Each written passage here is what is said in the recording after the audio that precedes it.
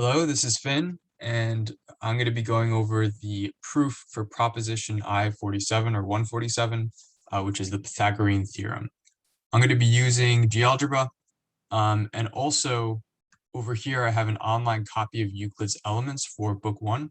So anytime I have to reference any of the definitions, postulates, common notions, propositions, I'm going to be referencing this. So proposition 147 states that in right-angled triangles, the square on the right side or on the side subtending the right angle is equal to the angles on the sides containing the right angle. So that's pretty much a complicated way of saying that a squared plus b squared equals c squared.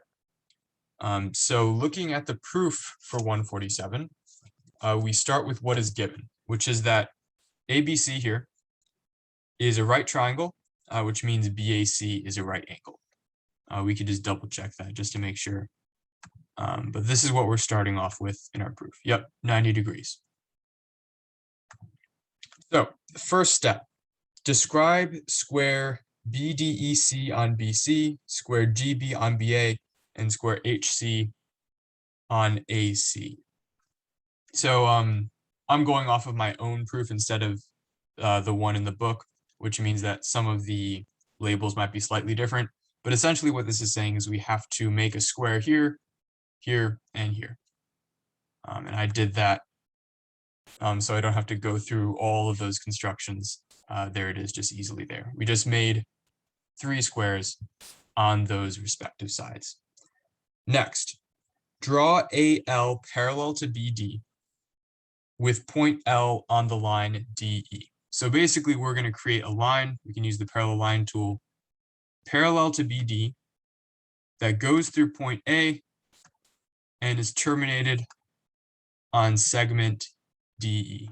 So let's just make a segment there. And the reason we can do this is because of proposition 131. Let's just see what that one is. To draw a straight line through a given point parallel to a straight line. Basically allows us to draw this parallel line here. Next, join AD and FC.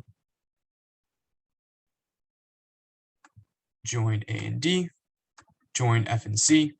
This is fairly simple. All we are using is postulate 1, which allows us to draw a straight line between any 2 given points. Next, angle GAB is a right angle. GAB. This is just because of the definition for a square found in definition 22, which is that in a square, all the sides are equal and all the angles are right angles. So GAB is a right angle. Next, GA and AC are on a straight line. And the reason for that is proposition 14. Basically, proposition 14 states that if the angles on one side of a line, so in this case, CAB and BAC, equal 180 degrees, which would be the case here because we have a right angle and a right angle, then that line is a straight line. So that's the case here. And therefore we know GA and AC are on a straight line. HAC, next, is a right angle because of the same definition for a square. And for the same reason as before, HA and AB are on a straight line because of proposition 114. Next, DBE, or excuse me, DBC is a right angle, and FBA is also right.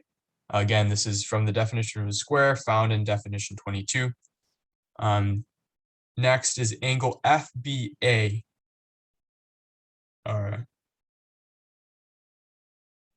FBA equals angle DBC. So the reason we know this is kind of intuitive because they're both right angles, they equal each other. But the technical proof for that can be found in postulate 4, which states that all right angles are equal to each other.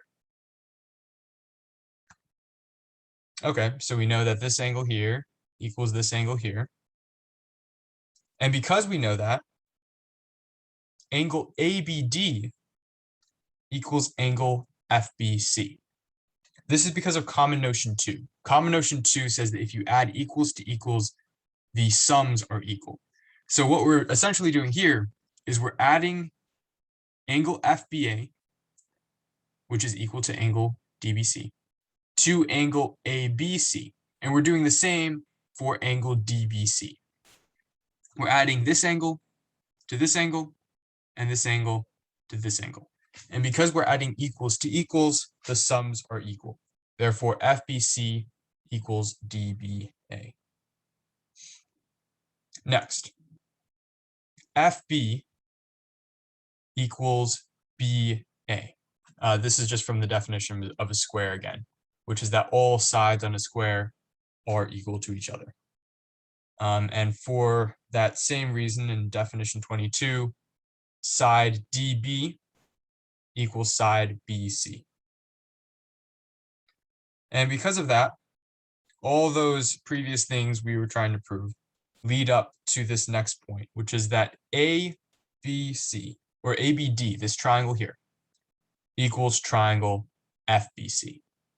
This is because of the side angle side proposition found in 1.4, which is essentially if you have one side that's equal to a side of another triangle, the angle, or two sides that are equal to two sides of another triangle, and the angle in between those two sides are also equal, then the triangles themselves are equal to each other, and all corresponding parts of the triangle are equal to their respective parts in the other triangle. So here we see that side FB on this triangle is equal to side AB on this triangle. Side BC, this triangle, equals side BD on triangle ABD. And then the angle in between, angle FBC, we just proved is angle equal to angle DBA here. Therefore, triangle FBC equals triangle ABD. These triangles equal each other. Because the triangles equal each other, all their corresponding parts equal each other. So by the same proposition 1.4, side AD here, or line AD, equals line FC, because they're part of that same triangle that's equal to each other. The next, parallelogram BL, or in this case, BJ. I got the labeling a little messed up because I had to finish my construction. But BJ equals 2 of triangle ABD. So BJ, this parallelogram here, is twice the area of triangle ABD. The reason for this is because of proposition 141. And that one's a little bit confusing, so I'm going to actually look at that one. Proposition 141 states that if a parallelogram has the same base with a triangle and is on the same parallels, then that parallelogram is double the triangle. And they give an example here. Here we see that parallelogram BJ is on the same base as triangle ABD because they're both on this line BD.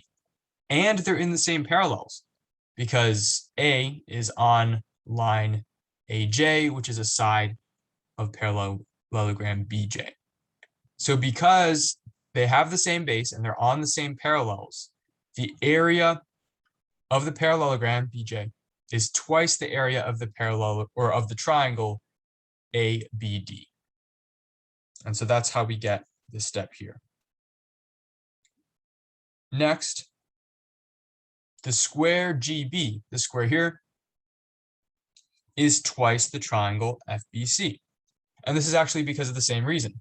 Because the square, or this parallelogram, which is a square, has the same base as triangle FBC, namely FB, and they reside on the same parallels, as you can see here.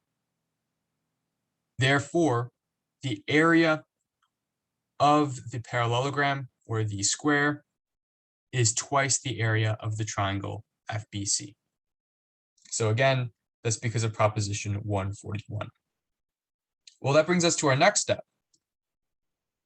Or actually, before we do that, we have to prove one more thing. That this triangle, FBC, times 2 is equal to twice triangle ABD.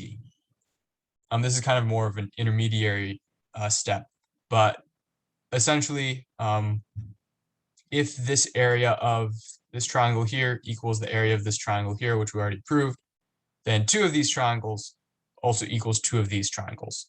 That's by common notion 2. If equals be added to equals, the sums are equal.